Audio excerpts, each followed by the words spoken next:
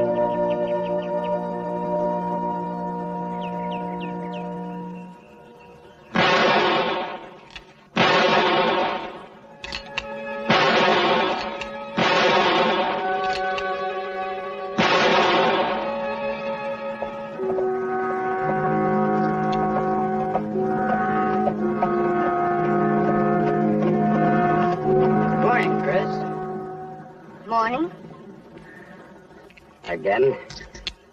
Just tending to my knitting, Jordan. Chris, I've located him. Is he coming? I haven't asked him yet. And I don't intend to until I have your word that you'll behave. You hate him, and you love this land. You have to decide which is more important. Could you do it? Could you beg for help from a man you hate? You don't have to beg, Chris. Just ask. It's the only chance you have. And I won't bring him if his life is in danger. Bring him. I'll be back before the hearing. Bye, Chris.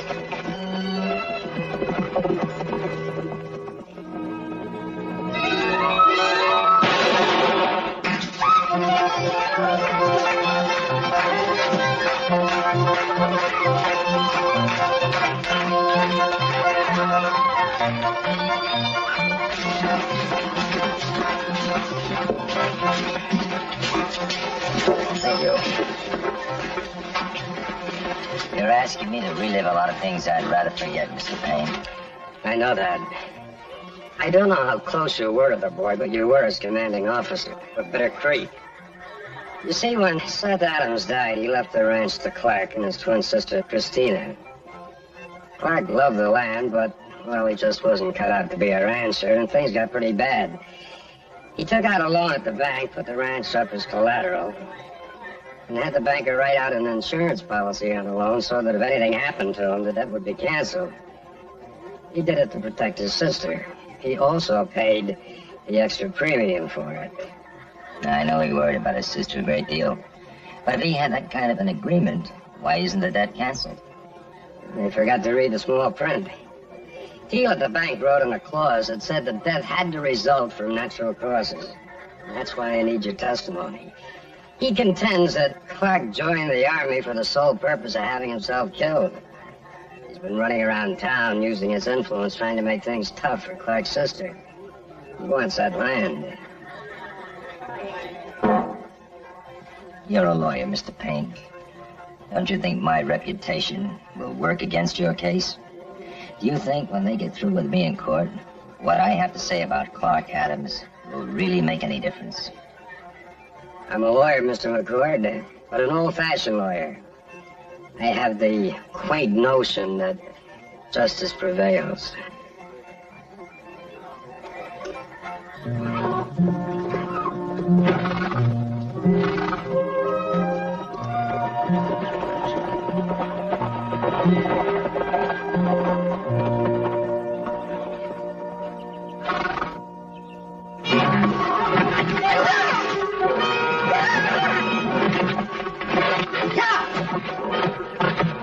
Wild as a prairie fire.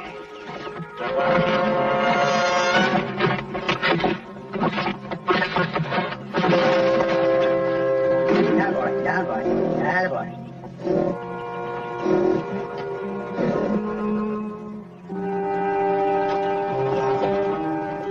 Chris, I'd like you to meet... I know who he is.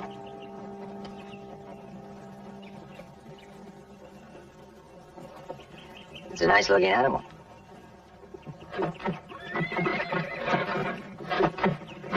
You think you could ride him? Chris, we've just had a long ride. I'm sure Mr. McCord would appreciate some lunch.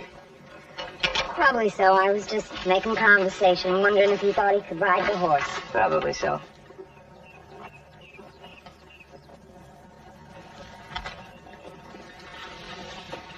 There he is.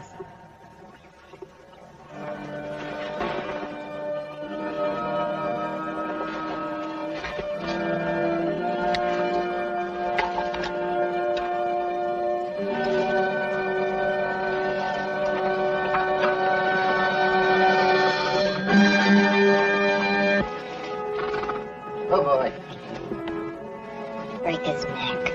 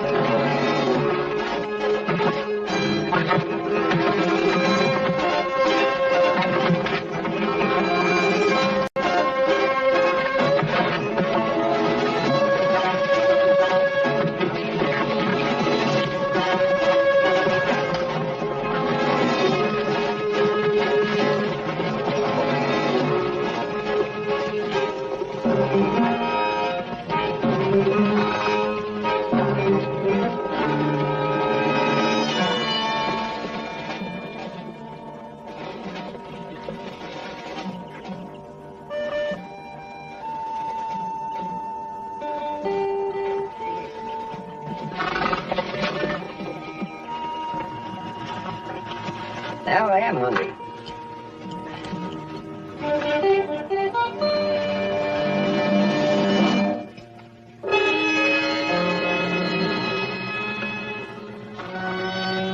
My brother's dead and I'm alive. Is that it? I'm afraid so. He and his sister wanted to make some improvements on their ranch. They both had a reputation of being sort of wild and unreliable, and they both have lived up to it. First him, and now her.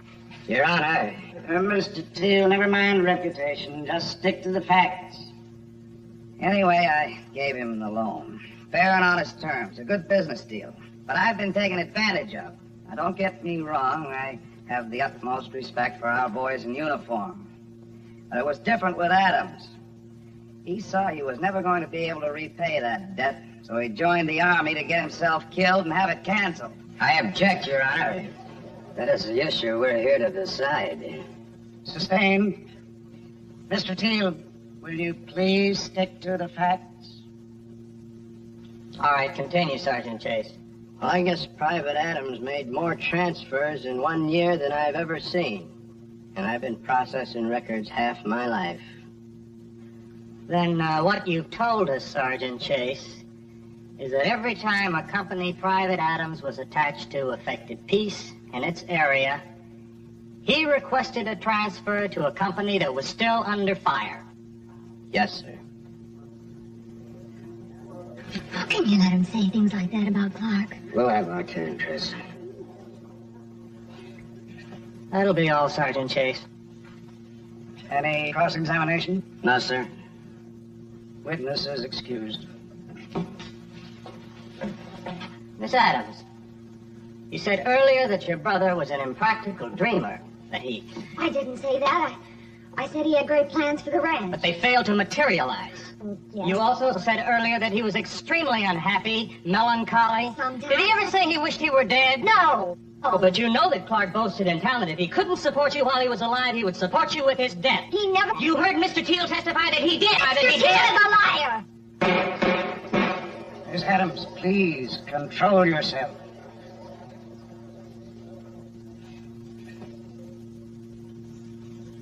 Thank you, Miss Adams. That will be all.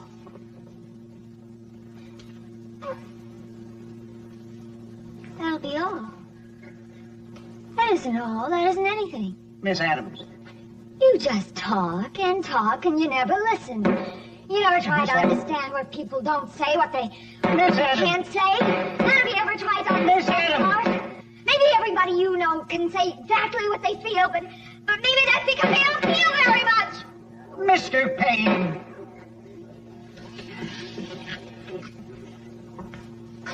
Chris.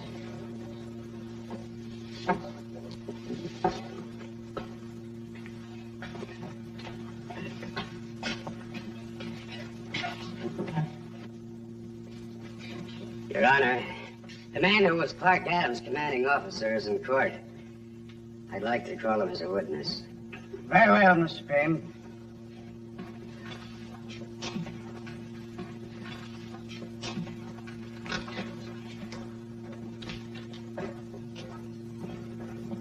Raise your right hand, please.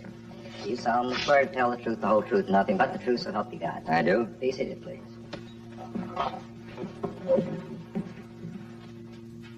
State your name. Jason McCord.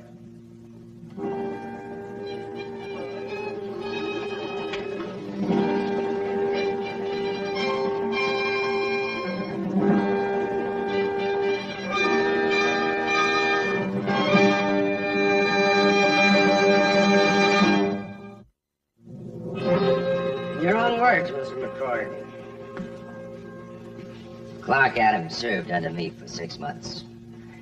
First time I saw him in battle, he was reckless. Exposed his position unnecessarily, invited attack. He was lucky to come out of that one, but he did. And then something happened. He came to realize that his recklessness was endangering the lives of the other men. In wartime, men shun recklessness. They gravitate toward a man whose courage they know they can trust. They gravitated toward Clark Adams.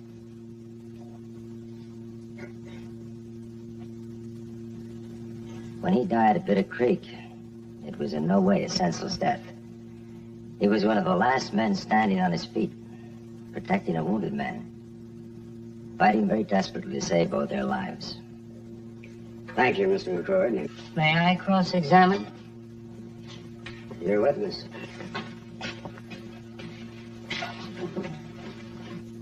Jason McCord.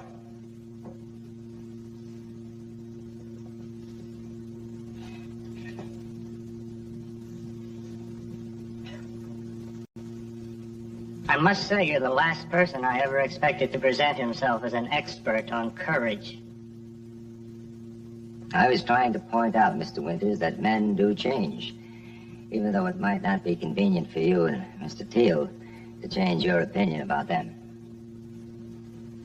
Well, let me put it another way, Mr. McCord. I doubt whether a man with your background would be able to distinguish between recklessness and heroism. That, too, Mr. Winters, is an opinion, a prejudiced opinion.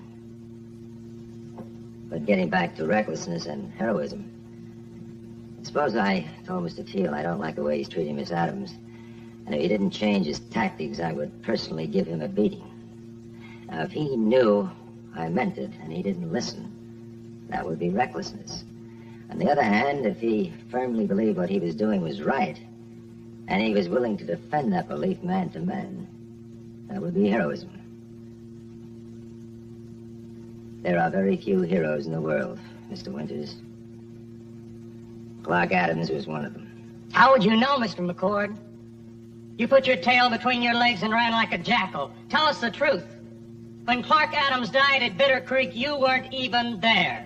Right now, Mr. Winters, I'd say you were being reckless. Mr. Winters, let me remind you that Mr. McCord isn't on trial here.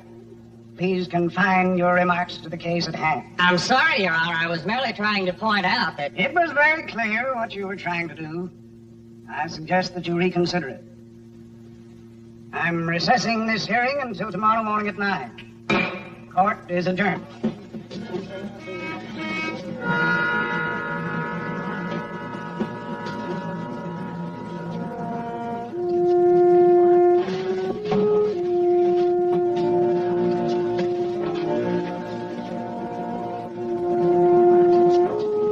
Mr. McCord, you just said that Clark Cort died fighting to save the life of a wounded man. Is that true? Or is that just something that Mr. Payne told you to say? It was true. I was the man.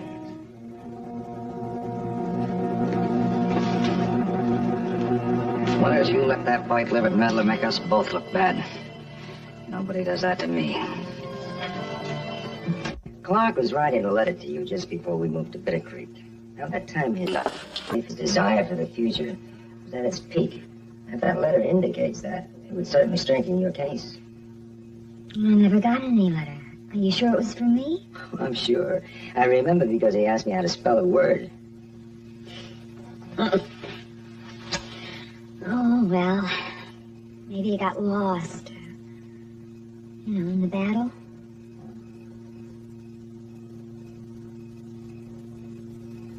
Or it was never finished.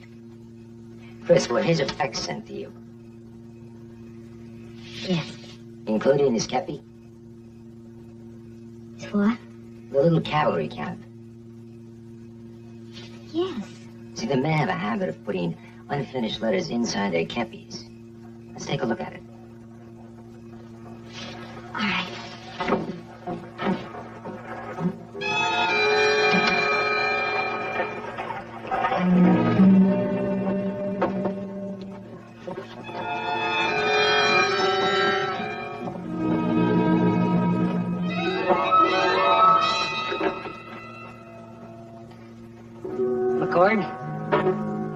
The citizens heard you're leaving town, so we came out to give you the present you deserve. Tar and feathers.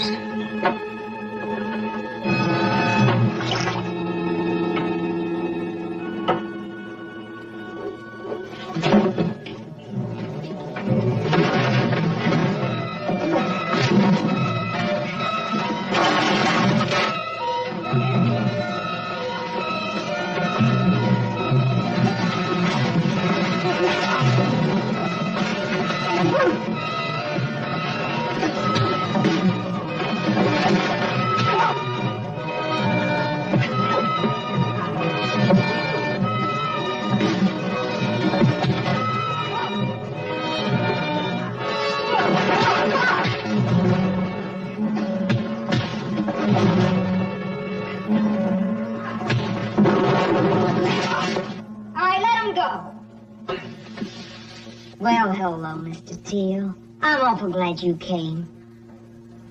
I got something here I want you to hear. Only this time, you're gonna listen. This is a letter from my brother. It's the last one he ever wrote. I just found it. You see, he put it in his hat before he...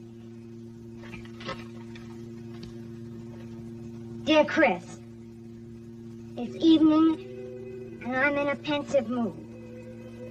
That means thoughtful. A friend just taught me how to spell it. That same friend has taught me a lot more in the last few months. He's opened my eyes to things I never saw before. It seems like all we ever thought was beautiful was our land, our own little world. Now I can see beauty everywhere, in a rusty water pump, in a dried-out desert weed. I've even written a poem, heaven help me. I'd like you to meet my friend, too. His name is Captain Jason McCord. Now that I understand so much more, I feel foolish about some of the things I've done and said. How could I ever have shown disrespect for life, my own, or my fellow man's, for even a moment? I'll finish this tomorrow.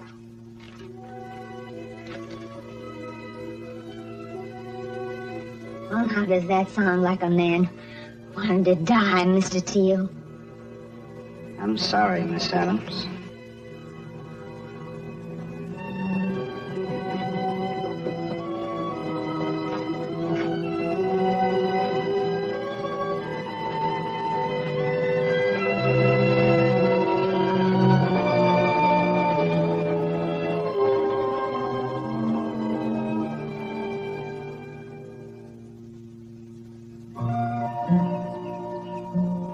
Do you really like it? You look beautiful. Oh. Thank you.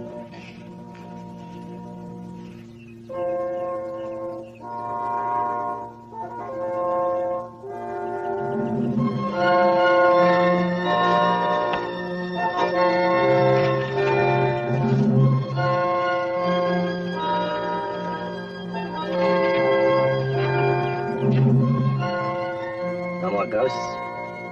No more ghosts.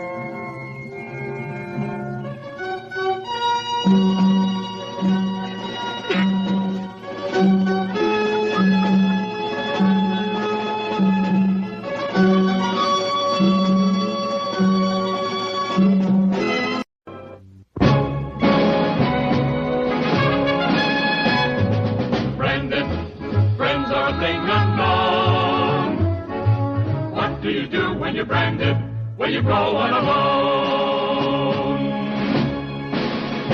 Of his general read and the men who died, he can never speak the truth.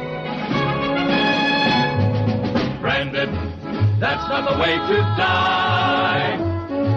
What do you do when you're branded?